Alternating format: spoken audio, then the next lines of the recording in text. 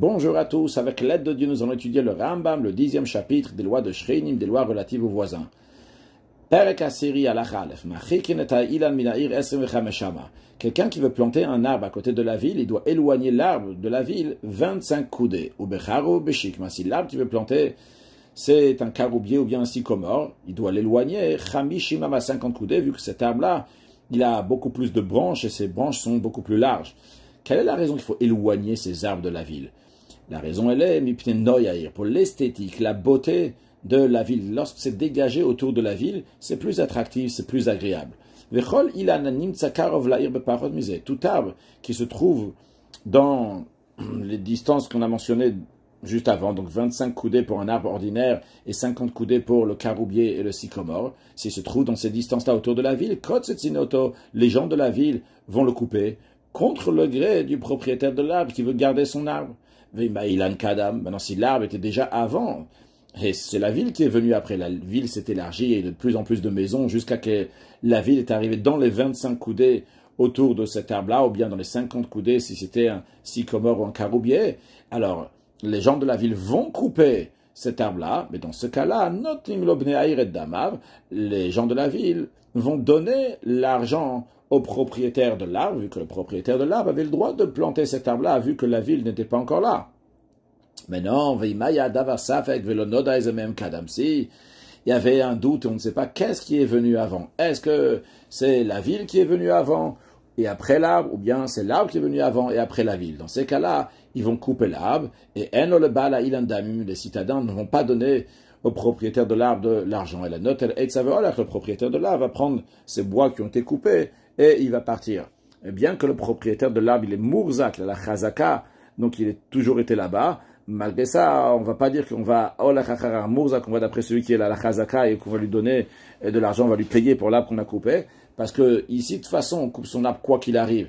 Et une fois qu'on a coupé son arbre, la question est est-ce qu'on doit lui donner de l'argent ou pas? Donc, ce qu'il faut voir ici, c'est un mot de Semechavero à la Varaya. Celui qui veut sortir de l'argent de son ami doit ramener une preuve. Donc, c'est au propriétaire de l'arbre de ramener une preuve. Le propriétaire du bois, maintenant, ramener une preuve. Halachabet. En ce qui concerne un goren, un air de battage. Donc, il y a deux sortes de battage. Il y a des airs de battage qui sont fixes et ceux qui ne sont pas fixes. Ici, on parle d'un goren kvua. Donc, un air de battage qui est fixe. Machikin goren kvua menaï chamishimama. Eh bien, cet air de battage fixe doit être éloigné de la ville de 50 coudées. Pourquoi? Pour pas que le vent va faire envoler la paille bête chez Zoré au moment du vannage. Et ça va endommager les gens de la ville. De même, quelqu'un n'a pas le droit de faire un air de battage fixe dans son propre champ, même s'il est loin de la ville, ça ne va pas endommager les citadins. Uniquement s'il avait 50 coudées dans sa surface à lui, donc à la ronde de tous les côtés de son air de battage, il va avoir 50 coudées qui est de chez lui. La raison, elle est ici, non pas pour les citadins qui n'habitent pas là-bas, vu que c'est à l'extérieur de la ville, mais pour que sa paille ne va pas endommager ce que son ami a planté, son voisin, le nir ou bien sa friche, donc l'endroit où il a labouré, qui est à côté de son terrain, qui risque d'être endommagé. Halacha gimel, machikim et anevelot vetakvarot vetabursiki minaï chamishim ama. En ce qui concerne donc les carcasses d'animaux, ou bien les tombes, ou bien une tannerie, doivent être distants d'au moins 50 coudées de la ville. Halacha dalet, en ce qui concerne la tannerie, en plus du fait qu'elle doit être éloignée de la ville, donc de 50 coudées, mais Venosim Bous, que le Ram nous dit dans l'Achadalet, où est-ce qu'on a le droit de faire cette tannerie? De quel côté de la ville? Elle a la mise la Chaïr, uniquement du côté est de la ville. Pourquoi spécialement du côté est? Parce que le vent d'est, il est chaud, et diminue le dommage causé par l'odeur du tannage des peaux. Celui qui viendrait faire un routoir de lin, c'est-à-dire donc il fait une fosse, un bassin dans lequel on met de l'eau, et à l'intérieur donc on va mettre le lin pour l'adoucir, pour qu'il soit plus, je ne sais pas si c'est le mot flexible, en tout cas qu'il soit plus facile après à faire des fils avec. Alors s'il veut le faire à côté des légumes de son voisin, il doit l'éloigner. Alors, on va voir s'il doit l'éloigner ou pas. Donc, celui qui vient faire donc ce routoir de lin, à côté du jardin potager de légumes de son ami, et il va l'endommager comme ça, parce que parce que les eaux de ce routoir rentrent dans la terre, sont absorbés par la terre, veholchin, et ils s'infilent comme ça au mafsidima yarek, et ils vont endommager les légumes de son voisin. Un autre cas, bien qu'il a planté des poireaux à côté des oignons de son voisin. Et par cela, à cause de ça, ça fait perdre le goût. Les oignons ne vont pas être si charif, ils ne vont pas être si forts à cause des poireaux. Bien qu'il a planté de la moutarde à côté d'une ruche d'abeilles. Le problème qui pourrait être ici, parce que les abeilles consomment les feuilles piquantes de cette moutarde, de vache, et ils font perdre le miel qui ne sera pas doux maintenant, il y aura un goût piquant. Dans toutes ces choses-là, choses similaires à ça, il n'a pas besoin de s'éloigner, il ne peut pas endommager. Il a le droit de faire tout ça, dans tout ce qu'on a dit, que ce soit donc le routoir de lin à côté des légumes de son ami, ou bien les poireaux à côté des oignons, ou bien la moutarde à côté de la ruche. C'est la victime qui doit s'éloigner s'il veut, jusqu'à que l'endommagement ne va pas venir. Pourquoi il n'a pas besoin de s'éloigner, cette personne-là?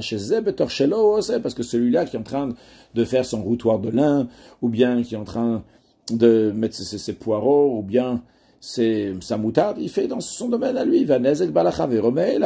L'endommagement vient directement chez l'autre. Donc, la notion qui va être expliquée ici, qui est expliquée dans la suite, c'est est-ce qu'on appelle ça gir et dile dans l'explication de la Gemara? Est-ce que c'est flèche directement? Si quelqu'un tire une flèche sur l'autre, il ne peut pas dire que c'est pas lui, c'est la flèche. C'est lui directement qui est en train de faire un endommagement, c'est interdit. Par contre, si il fait un dommage, mais c'est de manière indirecte. C'est pas comme quand il tire une flèche et directement ça va là-bas. C'est de manière indirecte qu'après, l'endommagement va arriver. Dans ces cas-là, c'est pas à lui de s'éloigner, mais c'est à la victime de s'éloigner. Quand le Ram le précise, dans quel cas ça s'applique qu'il n'a pas besoin de s'éloigner, lorsque l'endommagement va venir au voisin, automatiquement, après que l'endommageur va finir ce qu'il a fait. C'est pas au moment où il est en train de faire, à ce moment-là, cet instant-là même, il est en train de faire un dommage à l'autre. Lui, il est en train de faire quelque chose maintenant, et plus tard, le dommage va arriver chez son voisin. Dans ces cas-là, on dit que le voisin, qui est la victime, lui, doit s'éloigner. Si les actions qu'il est en train de faire, c'est vrai qu'il est dans son domaine, mais ce qu'il est en train de faire maintenant dans son domaine, c'est en train d'endommager, maintenant, au moment de son action, c'est en train d'endommager son voisin, c'est comme si que il endommageait avec sa main. Quand on dit avec sa main, ça veut dire directement. À quoi ça ressemblerait? Celui qui se trouve dans son domaine à lui. Et il tire des flèches dans la cour de l'autre. Il dit, je suis en train de le faire. C'est dans ma cour, chez Monimoto, qu'évidemment, on l'empêche de le faire. Ah, il est en train de faire ça dans sa cour. Il est en train d'endommager directement chez l'autre.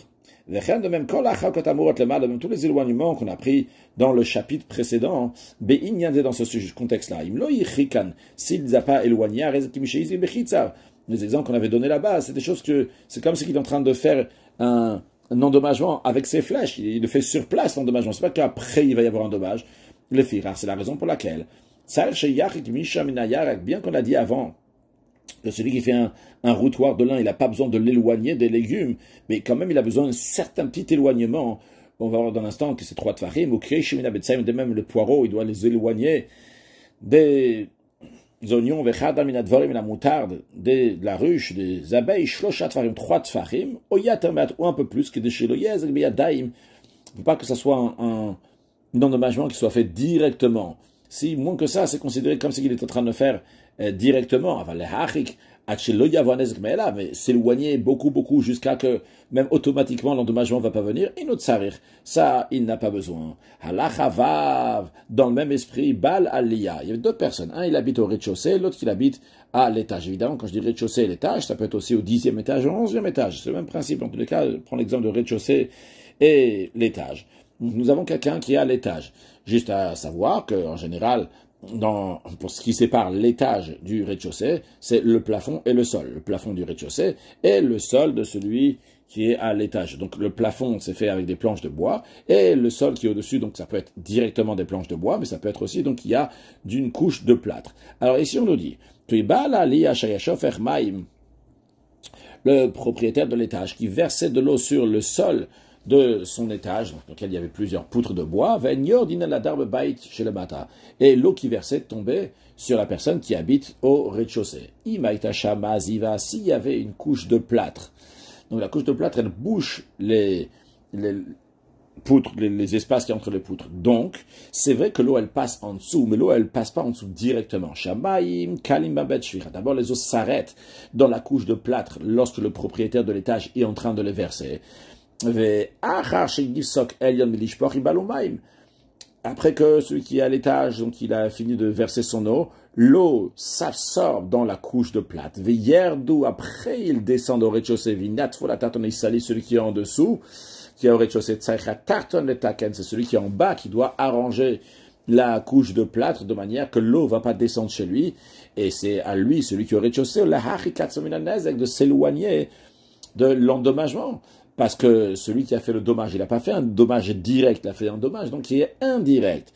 Maintenant, si il n'y a pas de couche de plâtre qui bouche ces trous-là, et qui empêche l'eau de descendre, mais lorsqu'il va verser celui qui est en haut, tout de suite les eaux vont descendre en bas parce qu'il n'y a pas de couche de plâtre. C'est comme si celui qui était en haut à l'étage, il est en train d'endommager avec ses flèches. Donc c'est celui qui est en haut qui doit arranger, qui doit faire une couche de plâtre. Ou bien il doit s'abstenir de verser de l'eau. De même, tout ce qui est similaire à ça, s'il est en train de faire quelque chose et au moment où il est en train de le faire, il y a tout de suite un endommageant. C'est lui qui est responsable et il ne doit pas le faire. Par contre, si le temps que le dommage va arriver, donc c'est plus tard, eh bien, c'est à l'autre, à la victime de s'éloigner. Halacha zayin, mishihaya lo bor betor sadeo. Celui qui avait une fosse dans son champ. Ubachavero v'natailan betor sadeo. Et son voisin, le voisin du propriétaire de la fosse, il vient planter un arbre dans son champ. Et il vient le planter karov le bor chavero. Il plante l'arbre. Aujourd'hui, on est en train de planter. Il le plante proche de la fosse de son ami. Alors, celui qui a la fosse, il ne peut pas l'empêcher de planter son arbre. L'homme va lui dire, hey, les racines de ton arbre, lorsque ton arbre va grandir, les branches, ils vont s'agrandir et ils vont rentrer comme ça dans ma fosse. Et après, ma fosse va se dégrader, va s'abîmer. Eh bien, il ne peut pas lui dire ça. Pourquoi? Ça, c'est un endommagement qui vient automatiquement, le acharzman, après temps, même pas maintenant. Ou et nomazik, au moment où il est en train de la planter, il n'est pas en train de l'endommager. De la même manière que le propriétaire de la fosse, lorsqu'il a creusé sa fosse, il a creusé dans son domaine. Car de la même manière aussi l'autre, lorsqu'il est en train de planter son arbre, il est en train de planter dans son domaine à lui. De même, Rouven qui a planté un arbre, et il est descendu, et comme ça, en creusant, il a trouvé les racines de l'arbre de Shimon, Betor Sadeo, dans son champ. Kotzetz, il peut couper les racines de Chofer, et il peut creuser malgré qu'il est en train d'endommager l'arbre de son voisin, parce qu'il a le droit de creuser une fosse dans son domaine à lui. Il n'a pas besoin de craindre qu'après il y ait quelque chose qui va se passer à son ami, à son voisin. Et les racines, donc il l'enlève de son champ lorsqu'il est en train de faire la fosse, chez ça lui appartient. Et si la fosse qu'il est en train de creuser était proche de l'arbre de Shimon dans les 16 coudées de Shimon, le bois des racines, il n'a pas le droit de le garder, il doit donner à Shimon. Car ces racines-là, ils sont nécessaires donc pour l'arbre, ils font partie donc de l'essentiel de l'arbre. Les kotzetzan, il les coupe, et il les donne à son voisin. S'il n'a pas besoin de creuser une fosse. Et les racines de Shimon viennent dans son champ à Rouven. Ce qu'il a eu le droit de faire, c'est de creuser la terre à 3 tfachim de profondeur. Pourquoi il a besoin de faire ça? Pour pas que les racines vont entraver la charrue lorsqu'il va venir labourer sa terre. Et toute racine qu'il trouve dans les 3 tfachim de profondeur, il va le couper. Il ne craint pas que peut-être l'arbre de son ami va sécher à cause de ça qu'il est en train de couper les racines, bien que c'est très possible que ça va arriver. Mais il n'a pas besoin de craindre à ça, il n'a pas besoin de prendre ça en compte. Chez Zeb et Torshelo Chofer, parce qu'il est en train de creuser dans son propre domaine. Celui que le champ de son voisin était planté de vignes ou bien d'autres arbres, lui il vient planter dans son champ des vignes face aux vignes de son voisin, ou bien ou bien des arbres face aux arbres de son voisin. Il a besoin de s'éloigner de 4 coudées pour que son voisin puisse passer avec la charrue qui fait 4 coudées de largeur. Dans quel cas ça s'applique Israël, en Eretz Israël, qu'ils ont l'habitude de labourer autour des vignes avec une charrue de 4 coudées. En dehors d'Eretz Israël, qu'ils ont l'habitude de labourer les vignes avec une charrue de 2 coudées. Ils se contentent donc de s'éloigner uniquement de 2 coudées. On rappelle, on a peut-être dû rappeler ça déjà au début du chapitre, qu'une coudée, c'est environ un demi-mètre, de manière plus précise, 48 cm. Donc on parle de 2 coudées, ça fait environ 1 mètre. 4 coudées, ça fait environ 2 mètres. En ce qui concerne donc les vignes de son voisin et lui, les autres arbres qu'il veut planter, ou bien entre des arbres de son voisin et ses propres arbres à lui qu'il veut planter, comme il doit toujours laisser de la place autour, donc de 4 coudées. Si entre son champ et le champ de son voisin, il y avait une barrière, dans ces cas-là, il n'y a pas besoin de s'éloigner. Chacun il peut planter proche de la barrière, comme dans tout endroit, que ce soit en Eretz Israël ou bien en dehors d'Eretz Israël. Parce que de toute façon, ici, il ne peut pas venir labourer de l'autre côté, il y a une barrière.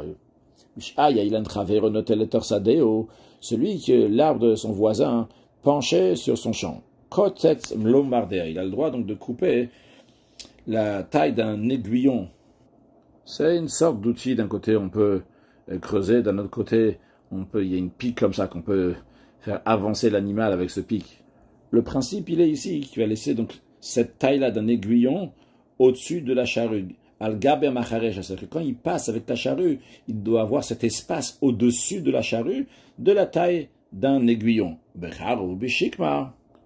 S'il s'agit d'un caroubier ou bien d'un sycomore, que lui, il a des branches qui sont beaucoup plus épaisses et plus larges, il va couper tout ce qui dépasse dans son champ, jusqu'à Shakul Keneged Metzer, jusqu'à que ça va être égal à la limite du champ. Il n'a plus rien au-dessus de sa barrière. Quand il lève la tête, il n'a plus rien au-dessus de lui. De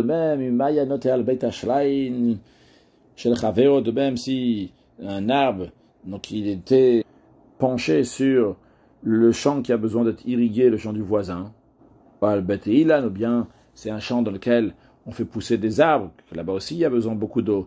Et il y a les branches de l'arbre qui font de l'ombre, qui font que la rosée ne peut pas tomber sur ces champs, en tous les cas ces endroits-là du champ, alors qu'ils ont besoin de beaucoup de rosée. Eh bien, il va couper donc tout ce qui penche jusqu'à l'aplomb de la limite. Conclure avec un mot de Chassidut, on a parlé de creuser une fosse, creuser un bord. On sait qu'il y a le travail de Avram Avinu, le travail de Yitzhak Avinu, Avram, donc c'est Chesed, c'est la bonté. C'est l'eau donc qui vient du haut vers le bas. Par contre, Yitzhak, son travail, c'est la gvoura, c'est la rigueur, c'est du bas vers le haut. Et c'est pour ça qu'on retrouve chez Yitzhak qui était Chofer Be'erot, qui creusait des puits. Parce que le travail de Yitzhak, c'est du bas vers le haut, c'est de faire jaillir l'eau qui se trouve déjà dans le sol, qui va remonter. La différence entre le haut vers le bas, ça descend automatiquement. Le bas vers le haut fait remonter quelque chose qui est à l'intérieur. La différence entre le travail du Tzadi, qui sert à Kadosh Baruch, qui amène constamment une lumière divine dans ce monde-là, et le travail du Baal Tshuva, qui l'élève ce monde-là, donc du bas vers le haut, vers Kadosh Baruch, pour accueillir Mashiach. Now, une excellente journée.